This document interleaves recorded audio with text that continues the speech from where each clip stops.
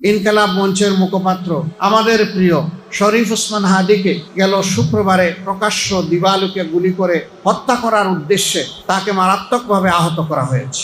আমরা তার জীবন নিয়ে দারুণভাবে শঙ্কিত। এইরকম তরুণ বিপ্লবীরা আহত হবে, মৃত্যুর দুয়ারে চলে যাবে, তারপরে সরকার নড়ে চড়ে বসবে, আমরা এটাও চাই না।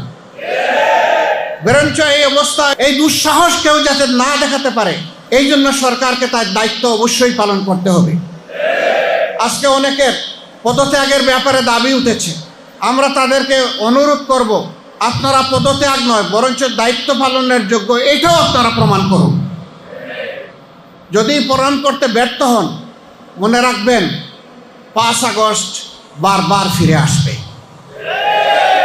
আমরা যারা নির্বাচনের কথা বলছি, নির্বাচনের প্রস্তুতি নিচ্ছি, আমাদের মুখ দিয়ে নির্বাচন নামক কোনো শব্দ বের হতো না।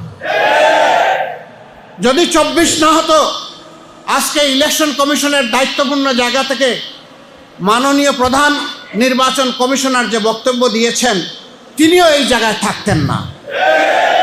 যদি 24 না হতো, বর্তমানে যে ইন্টারিম গভর্নমেন্ট আছেন, যারা এর দায়িত্ব পালন করছেন, তাদের অনেকেও জেলে থাকতেন। তাদের কেউ কেউ এর আগে জেল কেটেছেন এই ফ্যাসিবাদী সরকারের আমলে। কারো স্বামী কিডন্যাপ হয়েছেন, তারাও আমাদের মতো মজলুম, তাদের প্রতিও আমাদের সম্মানবোধ আছে। এই জন্যই আজকে তরুণরা টার্গেট, এর জন্যই আজকে বিপ্লবীরা টার্গেট।